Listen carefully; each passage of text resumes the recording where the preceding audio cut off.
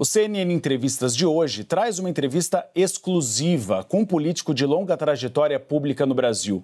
O currículo dele é extenso.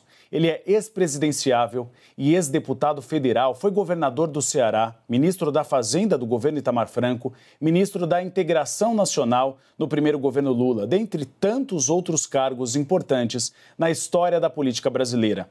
Minha colega Thais Hered e eu recebemos Ciro Gomes. Ciro, seja bem-vindo à CNN Brasil e ao CNN Entrevistas. Muito obrigado, Gustavo. Thais, é um prazer muito grande. Cumprimento a todos. Gostaria de começar a nossa entrevista falando principalmente dessa nova profissão do senhor, que está escrevendo newsletter, virou colega nosso de jornalismo e também experiência agora de advogado. O senhor voltou a trabalhar no escritório de advocacia? Eu estou procurando achar graça em outros aspectos da minha vida fora da política, né? Não vou jamais abandonar a luta, porque essa é a minha vocação, o amor ao Brasil é o que me move. Não é de se colocar no currículo, mas esses cargos todos ao longo dessa vida extensa, eu nunca respondi por um processo, nunca. Nem para ser absolvido, o que nada mais é do que a minha obrigação, eu gosto sempre de dizer, mas num país em que a corrupção virou praticamente regra na política, talvez já seja de ser mencionado. Veja, eu toda semana escrevo, porque eu me ressinto, como brasileiro, não é, de uma informação analítica, não factual, que vocês fazem muito bem, mas analítica. O que é que significa superávit primário? Por que se persegue com tal selvageria a construção de excedentes, arcabouço fiscal, enfim? Então, ali eu analiso. É uma coisa pesada, são textos analíticos. Uma vez por semana, chega no e-mail dos assinantes, às 8 horas da manhã, cedinho do domingo, não é? Para as pessoas terem um olhar despolarizado, não é? Absolutamente crítico das coisas erradas do Brasil. Não me interessa se é Lula que faz, se é Bolsonaro que faz. O meu serviço é tentar informar as pessoas com o máximo de equilíbrio e isenção. Então eu examino os fatos da política, os fatos da economia, os fatos do mundo e a interatividade disto com o Brasil, não é? E quase sempre eu trato ali de forma quase solitária de assuntos tabus que o poder econômico acaba conseguindo subtrair de uma cobertura mais intensa da imprensa. Então, é um trabalho que me dá trabalho bastante, porque eu tenho uma equipe me ajudando a levantar dados, produzir. Toda quinta faço uma reunião de pauta e aí, a partir da quinta até o sábado, eu escrevo para chegar cedinho da manhã na coisa de todo mundo. Quem quiser assinar, não sei se posso fazer aqui um comercial, é só entrar no meu site, cirogomes.com.br, por ali tem um caminho. Eu vou roubar um pouco a pauta do Uribe, que é da política. O senhor sabe que eu sou da economia, sim, mas eu achei interessante o senhor dizer estou procurando achar graça em outras coisas. Se a política não lhe larga, por que largar a política? Veja, o que aconteceu em 2022 matou um pouco a minha paixão. Não digo pelo povo, mas pela política como linguagem. O que aconteceu? A vida inteira eu disputei porque eu tenho um conjunto de ideias. Eu sustento um projeto nacional de desenvolvimento. Você tem, né, notícia de muita coisa, tem detalhes, tem soluções. Eu estudei profundamente. Eu conheço o Brasil com a palma da minha mão. Enfim, e isso não precisa necessariamente ganhar a eleição. Para um democrata, participar do processo eleitoral é uma vitória sempre. Por quê? Porque eu saía das eleições com 10%, 12% e aquilo me credenciava, em nome de milhões de pessoas, a condicionar o poder, a qualificar a minha oposição ao poder ou a minha aliança ao poder, eventualmente. Enfim, desta feita, e eu não digo o povo, mas o povo foi na onda de uma certa elite para quem a política é uma irrelevância. Então, a política para os barões do mundo artístico, do mundo dos intelectuais, eles não querem nem saber, estão todos no plano de saúde, se lixando para a saúde pública, estão todos na mensalidade escolar para os filhos, se lixando para a educação pública, e esses assuntos são os que me comovem. Todos estão na segurança privada, carro blindado, condomínios, né, armados até os dentes e tal, e a segurança pública é um desastre no Brasil. E essa elite toda foi, né, na onda, sabe, de uma polarização que é tudo mudar para que nada mude no Brasil. Me desafie para dizer assim, mas não mudou, o Lula não mudou tal coisa em relação ao Bolsonaro, não mudou nada. É chocante o que eu estou dizendo. Desde os dados graves da economia, superávit primário, meta de inflação, câmbio flutuante, autonomia do Banco Central. Já vamos entrar nesse tema. Justo ou não, correto ou não, qual é a diferença no manejo do modelo econômico que o Lula pratica e o Bolsonaro? Se um marciano, amigo imaginário que eu tenho, passou aqui no ano passado, em 2022, e viu aquela guerra civil quase iminente no país, e passa agora, a emenda do relator está igual, a roubalheira na relação corrupta e fisiológica com o Congresso, igual com as mesmas pessoas, as mesmas personalidades. Vamos no extremo, o Lula sobe a rampa com essa coisa identitária. Isso que te desiludiu, que te faz desistir? A prostração da sociedade civil brasileira a isso. Eu não desisti, eu fui desistido. Então eu estou lutando por outras lógicas, eu só não quero submeter mais minhas ideias a um processo eleitoral viciado. Então, só que fique muito claro, o senhor não é candidato à presidência da República Não pretendo mais ser candidato a nada. Não pretendo mais ser nada. candidato a nada, não mesmo. Vou ver se consigo. Tem pedidos para o senhor voltar ou não? Sempre. Você passa, por exemplo, eu estive agora no Cruzeiro da Xuxa. Estou me dando esses prazeres que nunca tive. Não é a primeira vez que eu entro num navio na vida, porque sempre deixei para outra hora, achando que aquilo era meio tal. E essa vez ela nos convidou. Chego lá, as pessoas pedem para tirar fotografia, são muito generosas comigo. Eu saí do processo eleitoral muito respeitado. Houve um que me comparou, fiquei extremamente lisonjeado, com a seleção de 82. Diz que era uma seleção extraordinária, mas não ganhou nada. Então tá bom, eu fico tá, olha, não desista, não. Eu não quero ser acusado de desistir. Mas você perdeu o direito de participar, como aconteceu comigo, sabe? Isso é fascismo do puro. Aí, como é fascismo do bem, não é fascismo do puro. O petismo, essas coisas, é fascismo na veia. Eu não quero conviver com fascista, nem bolsonarista, nem petista. O senhor já começou a fazer uma crítica em relação ao governo de Luiz Inácio Lula da Silva. Como o senhor resumiria o governo até então? Uma grande decepção, porque eu sempre alimento a ideia de que o Lula e o PT e seus puxadinhos, entre os quais está o meu partido, não é, tem obrigação moral, obrigação explícita, compromisso, claro, com a mudança do Brasil. Veja bem, nós entramos na Corte Internacional de Haia acusando o Bolsonaro de genocídio da comunidade Yanomami. Sabe o que aconteceu no primeiro ano do governo Lula? 6% a mais de mortes da comunidade Yanomami. E agora? Aí está aí agora a imprensa inteira a serviço da propaganda do governo, ou descuidada, que eu sei que tem muita gente equilibrada, mas descuidadamente passa celebrando o maior superávit primário, aliás, o terceiro maior superávit primário do mês de janeiro. Sabe quais foram os dois maiores? 2021 e 2022 com Bolsonaro. Compreende? É tudo mentira, cara. Tudo mentira. A economia brasileira está paralisada, está estagnada. Aí eu vou entrar primeiro, dizer que aqui na CNN nossa cobertura é super imparcial. Eu sei disso, por isso que eu estou aqui. Por isso que eu estou aqui. Exato. Então, eu também não estou atendendo mais convites de imprensa, não. Que bom, então, que bom tê-lo conosco. Exatamente sobre economia, né? Comecinho de 2023, uma expectativa de que o Brasil não cresceria. O Brasil cresceu 3% no ano passado. Vamos examinar a inflação... isso? Não, a gente pode examinar. Não tem ninguém mais crítica do que eu, né, governador? Tem o agro puxando muito o negócio. Agora, em 2024, inflação menor, renda crescendo. Os dados do IBGE estão aí, não sou eu que estou dizendo. A renda cresceu, a inflação diminuiu, os juros já estão em queda e vão continuar caindo. Podemos discutir o nível, em que medida, em que intensidade, mas o fato é que está acontecendo. E o Brasil deve entrar, e há uma discussão se o país tem uma maior capacidade de crescimento. O que o senhor reconhece de avanço dos fatos e dos dados que estão disponíveis sobre a economia brasileira? Eu vou fazer aqui um argumento radical só para tentar colocar todos os do povo na nossa conversa. Se, teoricamente, isso é uma aberração que eu vou falar, nós matássemos todo mundo do mercado brasileiro, 100%. Amanhã, uma bomba H, aí uma coisa matou todo mundo. Qual seria a inflação? 0. Por definição. Então, não precisa exagerar. O que é que nós estamos fazendo? Qual é a natureza da inflação brasileira? Eu sei porque eu ajudei a fazer o Plano Real. Isso ainda é uma inerência do Plano Real. A inflação brasileira, que nós anotamos recentemente, é uma inflação de custos. Por quê? Porque nossos preços estão completamente indexados a câmbio, a dólar. Qual é o efeito da taxa de juros sobre 1/3 do IGPM ou 1/3 do IPCA, que são preços administrados pelo governo? Vamos lá. Qual é o efeito da taxa de juros do seu Campos Neto, nomeado pelo Bolsonaro e mantido pelo Lula e pelo PT? Por um Banco Central independente. Onde é que já se viu isso? É outra rendição do Lula e do PT.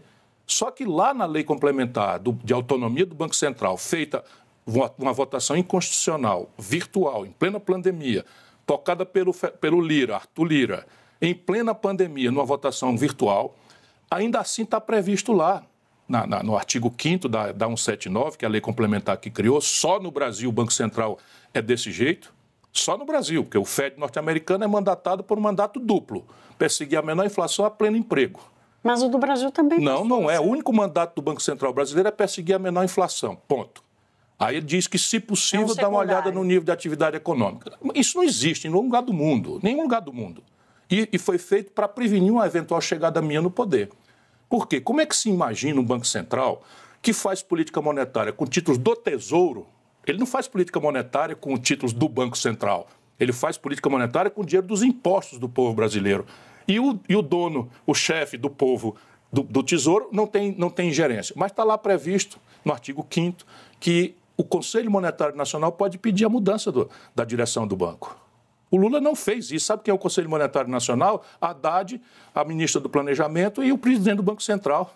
Então, vamos lá. O que está errado na economia brasileira? Você tem, primeiro, uma fração importante dos índices de preço no Brasil são preços administrados pelo governo, que os americanos não sabem o que é isso.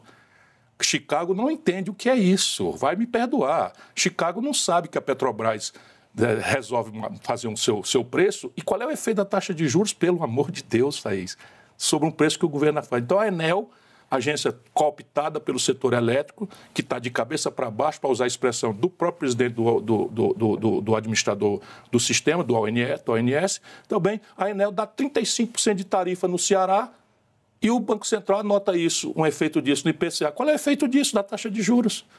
Aí depois você tem um preço de commodities globalmente inflados pelas tensões da Ucrânia. Pelo amor de Deus, me explique qual é o efeito da taxa de juros sobre um preço de soja que subiu na Bolsa de Chicago. Você não percebe a grosseira fraude que está aí?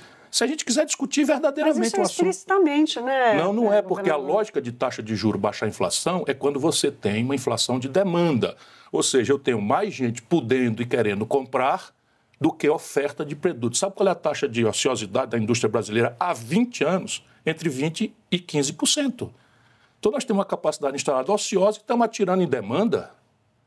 Sabe o que é isso? Isso é uma sequela. Nós acabamos a indexação com o Plano Real, lá atrás, as moedas indexadas, e demos à banqueirada juro.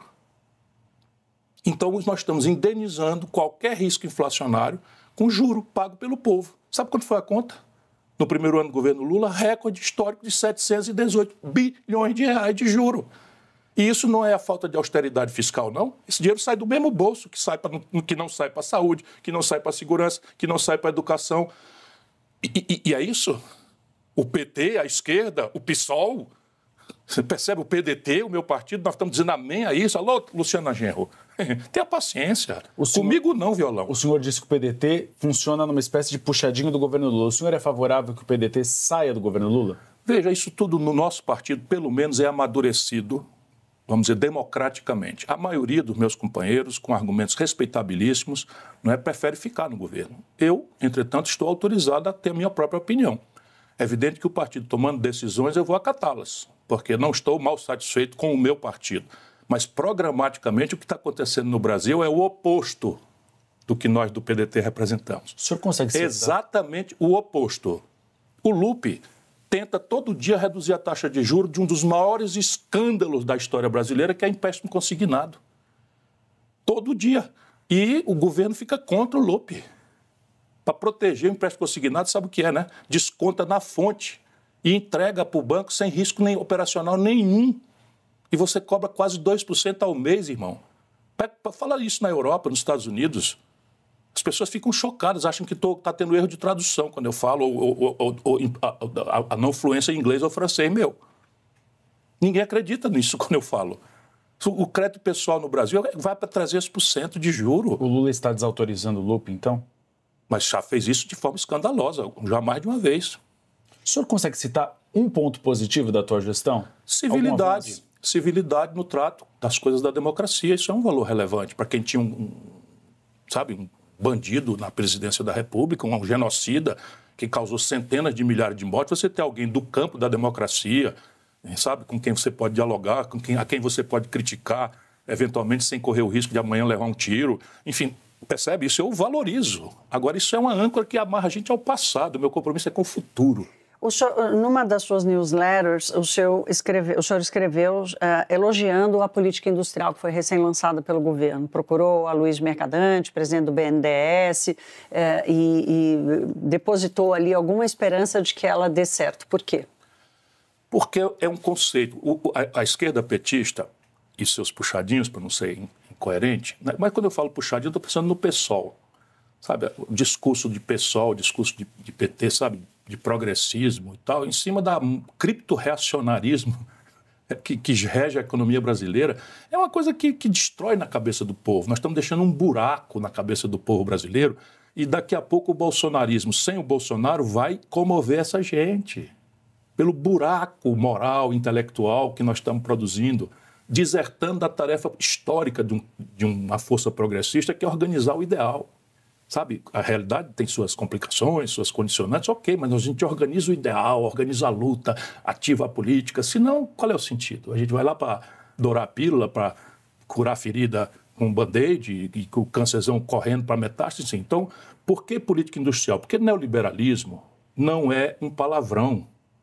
O PT, para denunciar o neoliberalismo, falou do neoliberalismo como se fosse um palavrão. E não é um marco de economia política.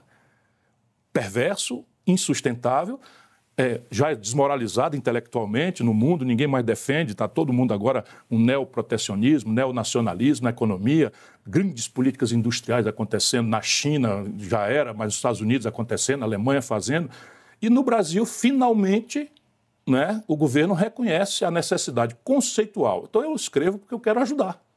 Escrevo, está aqui, examinei várias edições, está aqui, esse aspecto aqui tem tal defeito, mas tal virtude, é potencial e tal.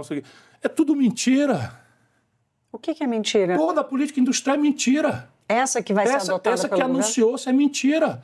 E eu, examinando, fui cair nos recursos. Como é que você anuncia uma política industrial sem mexer na condição de comércio exterior do país? O ex-tarifário em vigor no Brasil, as tarifas de importação, eu que fiz. Lá no longínquo ano de 94, quando nós organizamos o Mercosul. A mais alta do mundo. Nós organizamos o Mercosul em 94.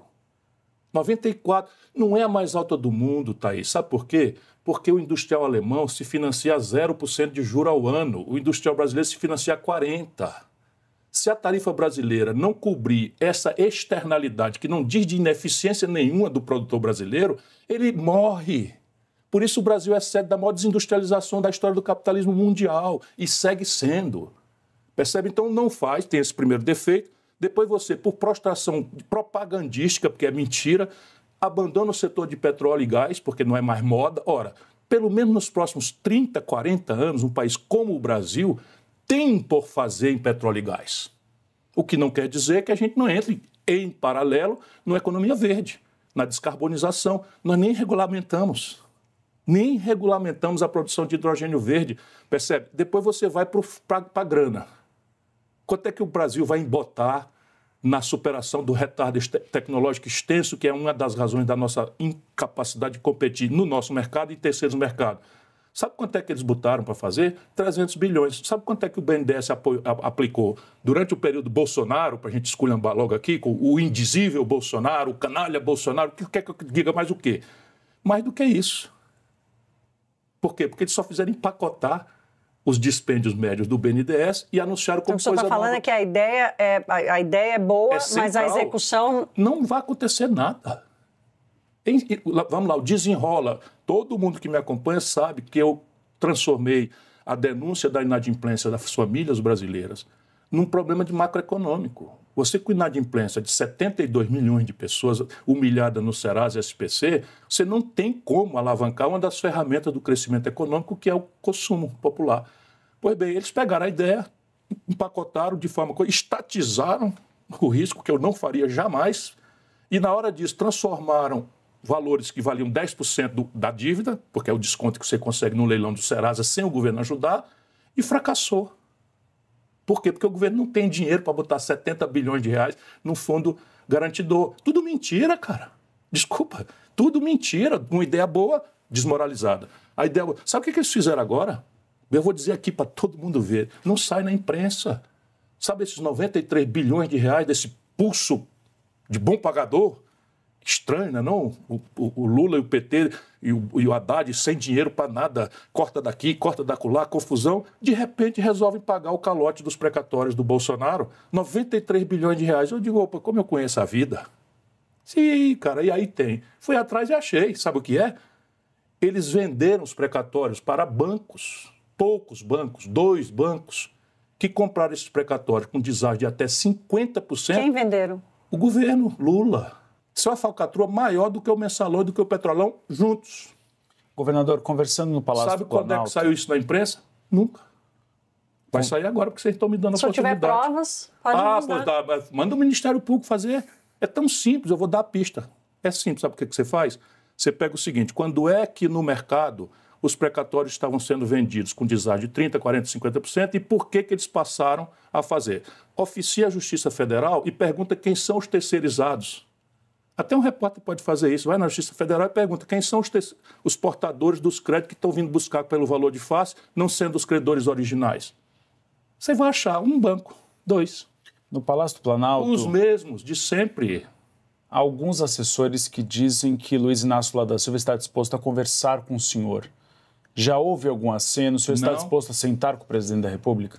Olha, você imagina se eu não estou disposto. Eu converso até com o Satanás, se o assunto for a obra de Deus. Compreende o que eu estou querendo dizer? O Satanás está a fim de se reconverter, precisa de uma conversa com esse próprio pecador aqui, para voltar para a obra de Deus, estou pronto. Agora, para fazer balé, sabe, conversa fiada, sabe, esse negócio de encantador de serpente, eu já conheço, o Lula ficou velho, cansado, está falando muita bobagem, sabe? Ele gosta de cooptar todo mundo. Só que esse aqui ele não conseguiu. A que grupo político o senhor acha que o senhor se encaixaria para ganhar espaço no debate público com as suas ideias? Porque Lula, tudo bem que nós estamos vivendo um momento de extrema polarização, mas, de qualquer forma, foram as urnas que elegeram o Lula, talvez com a participação dessa elite, claro, que o senhor colocou, mas foram as urnas que elegeram o presidente Lula. A que grupo o senhor hoje enxerga espaço para que as suas ideias sejam absorvidas como plataforma política para o Brasil? Veja, a grande tragédia é que as minhas ideias, no simbólico, sem profundidade nenhuma, estão absolutamente usurpadas pelo Lula e pelo PT. Então, o discurso de centro-esquerda, que é porque são boas? Na retórica, política industrial é uma coisa muito boa, prioridade para a ciência e tecnologia é uma coisa muito boa. Então, eu quero saber na prática, como faz? Qual é o orçamento, qual é a meta, qual é o objetivo, qual é o prazo, quem vai fazer? Você sabe, tem 14 mil obras paradas, 93 bilhões de reais de precatório para um banco política. Ganhar dinheiro, dava para terminar todas as obras paradas, com efeitos estratégicos para a logística brasileira. Isso não tem lógica de nada. Mas vamos voltar lá para a história do grupo político que eu perguntei para o senhor. É centro-esquerda, é o socialismo democrático, é uma economia mista em que a gente explica para as pessoas que telefonia pode perfeitamente ser privada, sem problema nenhum ter capital estrangeiro, desde que a regulação funcione. E a regulação no Brasil está podre. As tarifas de telefonia no Brasil são as mais caras do mundo. Sabe, energia elétrica, distribuição, zero problema de privatizar. Qual é o problema? O problema é a regulação, de novo, apropriar as agências. Tudo corrompido. E a indexar as tarifas de energia elétrica a câmbio. O país que tem a matriz energética mais limpa do mundo, de base hidráulica, quase metade, amortizou quase todas as suas grandes barragens, devia ter tirado esse peso de amortização das costas do consumidor brasileiro e da economia brasileira. Estamos pagando as tarifas mais caras do mundo. Você percebe que se a gente esculhambar o Bolsonaro por isso, estamos chovendo no molhado. E nós? E nós estamos fazendo o quê em relação a seja qual setor? Vamos lá, eu estou falando de setor elétrico, estou falando do investimento em ciência e tecnologia, estou falando da questão da desindustrialização do país, estou falando da questão da infraestrutura do Brasil. Aí você diz, um emprego em alta. É tudo mentira.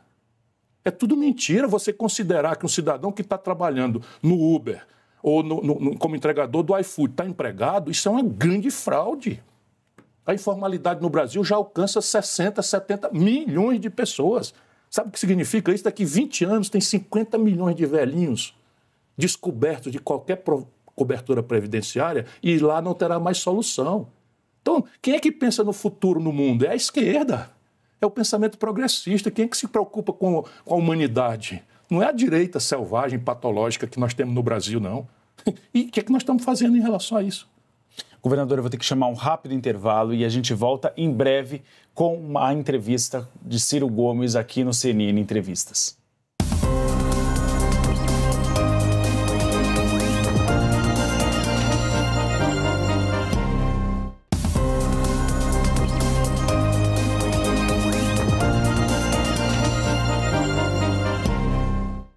O CNN Entrevistas está de volta hoje com uma entrevista exclusiva com Ciro Gomes.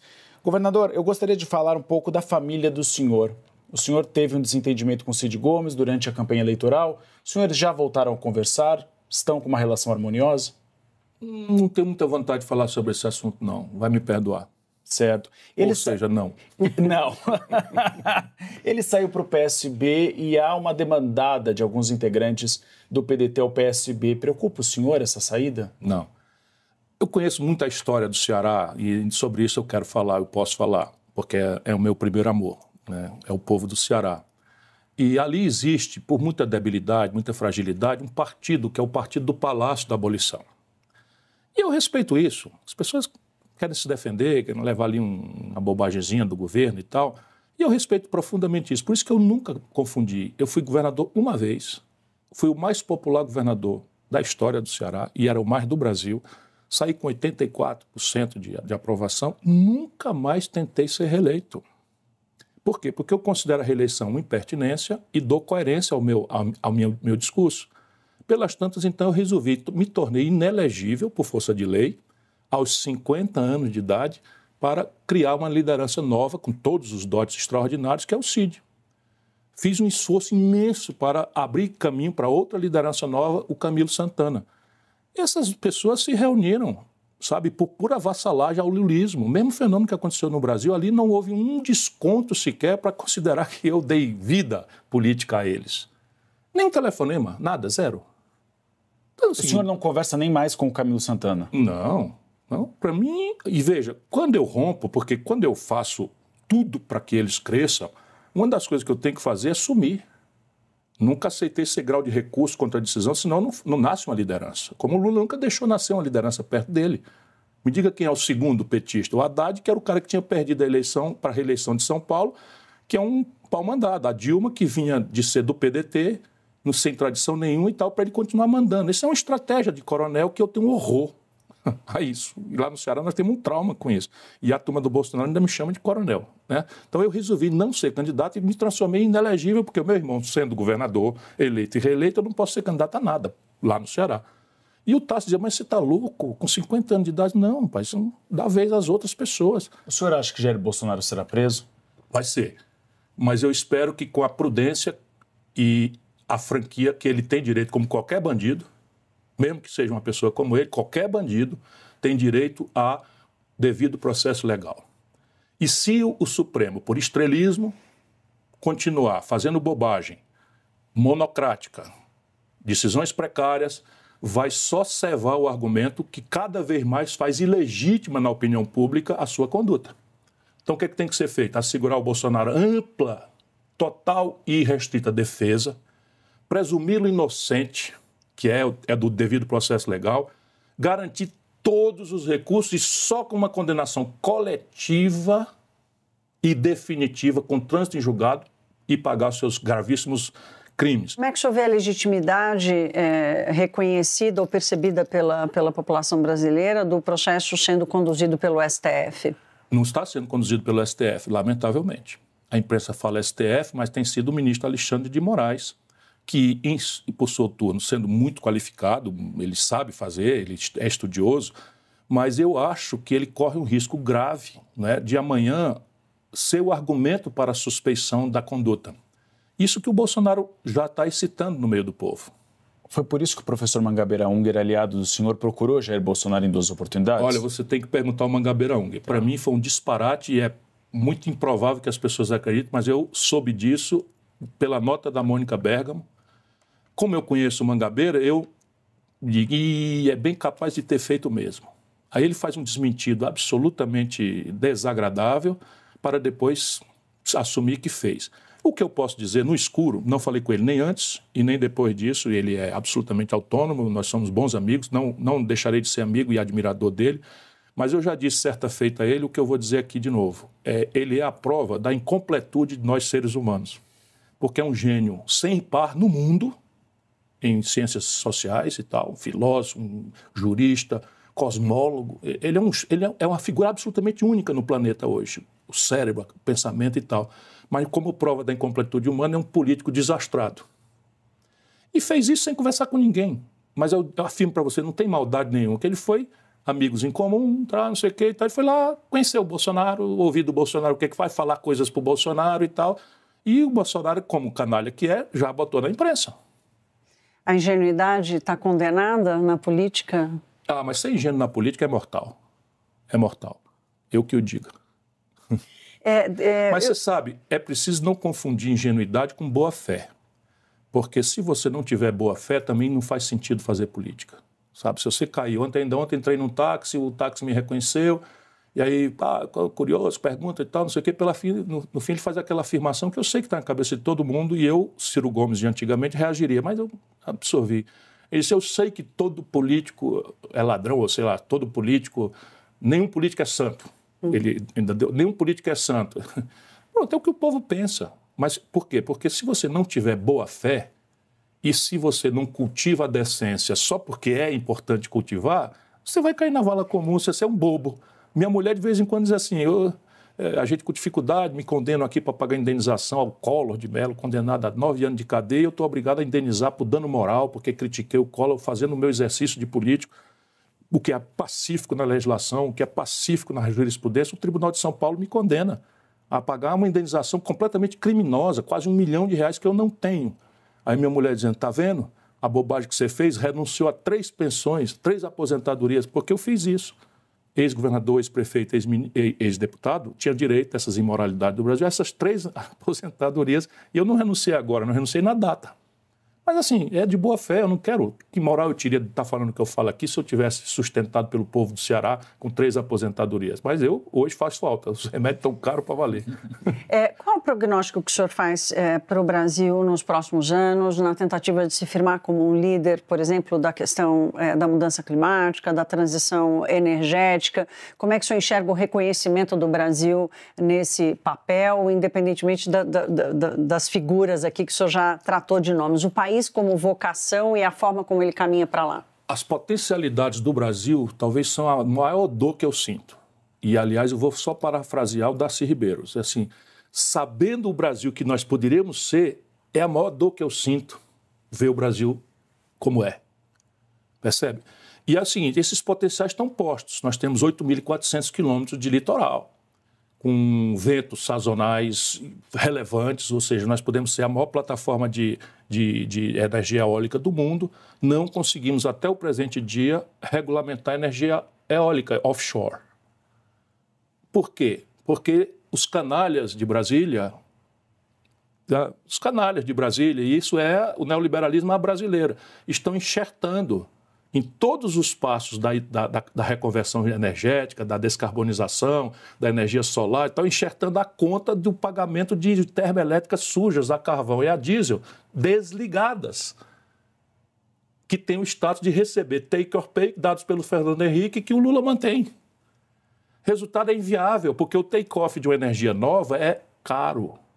Se você ainda em cima disso enxertar subsídios corruptos à energia velha que tinha que ser assassinada e enterrada, percebe? Então você tem problemas, o Brasil está importando derivados de petróleo, 25% do diesel que circula nos ônibus de São Paulo, interferindo o câmbio na tarifa de ônibus do povo. E o setor de transporte coletivo, pela uberização, por não sei o que e tal, está definhando no Brasil. E nós estamos importando do estrangeiro óleo diesel. Por quê? Porque a marina, o marinismo, contaminado pelas coisas da Alemanha, da Itália, tal, acham que petróleo é uma coisa que está... Eu também acho. Mas a nossa emergência de reconversão não pode abandonar o fato de que o Brasil tende a ser um dos maiores produtores de petróleo do mundo, ainda por 30 anos. E aí nós estamos virando aquilo que é o projeto Lula-PT para o Brasil, um exportador de óleo bruto, de produto barato, sem valor agregado, e um importador de produtos industrializados. Tenha santa paciência. Importar óleo diesel, querosene de aviação do estrangeiro, com capacidade extraordinária do que o Brasil tem, de verticalizar aqui, transferir para a sociedade brasileira a eficiência da Petrobras, que produz um barril de petróleo no pré-sal por grande escala por $8 antes dos impostos. $8! Aí estamos obrigando o povo brasileiro a pagar 80, porque a Rússia invadiu a Ucrânia. Tenha paciência, percebe? O Brasil que a gente pode ser não tem limite. Agora, repare, a Amazônia. Como é que a gente resolve com a Amazônia? O Lula vai em Paris, pega carona num espetáculo de música dos artistas, no Champs-Élysées, e anuncia, diante de uma grande ovação, desmatamento zero. Hoje está acontecendo o recorde de queimadas na Amazônia. Hoje. Aí encolheu, comparando com o Bolsonaro. Claro que encolheu, porque o Bolsonaro desmontou as estruturas de comando e controle na região. A Marina voltou, o ICMBio, o IBAMA, a multar as pessoas. Então, as multas cresceram 200%, 300%. É isso que vai resolver o problema da Amazônia? Repressão? Tira o cavalo da chuva. 40 milhões de brasileiros, a França quase toda, vivem na Amazônia Legal. Governador, a gente já está caminhando para o final. Eu tenho duas últimas perguntas. Qual é o projeto para a Amazônia de reconversão produtiva? Como é que nós vamos ensinar para as pessoas que só sabem desmatar para fazer mineração, desmatar para tirar madeira, desmatar para criar gado, desmatar para plantar?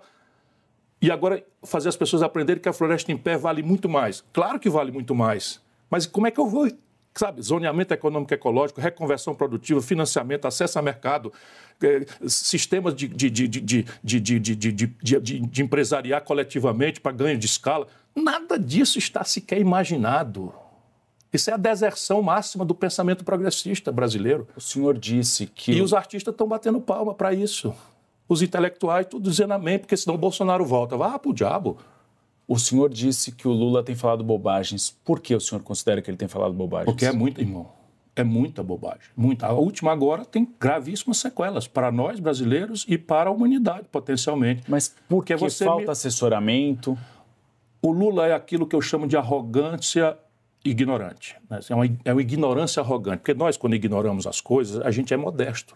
A gente pergunta. A gente pede assim, Ciro, fala sobre uma coisa assim. Eu prefiro não falar sobre esse assunto.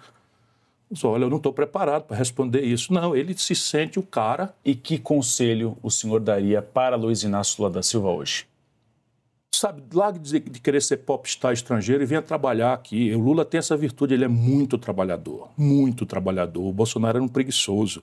Né? Tem muita gente no Brasil também não sabe a extensão da preguiça. Venha para cá, melhore a sua equipe. É uma equipe indizível de gente deslumbrada. Se você pegar a imprensa, a minha newsletter está fazendo. Se a quantidade de dinheiro que essa gente está gastando para viajar, para se exibir em mau português no estrangeiro e comparar com o gasto na ponta, é um desastre. É um desastre completo. Tudo por quê? Porque montou uma equipe para fazer esse identitarismo vesgo de Araque, sendo questões graves, entendeu? Aí você vê o orçamento. Então você tem um Silvio Almeida que é extraordinário. Pega o orçamento dele, nada. Aí pega a outra lá, pega um jato da FAB, faz um filminho dentro da FAB, desce, pega, dá uma carteirada, entra no estádio do Maracanã para tirar fotografia. Tenha paciência. Isso no meio do povo explode. Você não tem ideia disso que reina o bolsonarismo. Não precisa do Bolsonaro. Sabe? É a sociedade perceber que tem uma farra em Brasília que não diz nada para a vida real das pessoas. Governador, agradeço a entrevista, agradeço a participação da Thaís Hered, minha colega aqui na CNN Brasil, e o CNN Entrevistas fica por aqui. Obrigado pela audiência.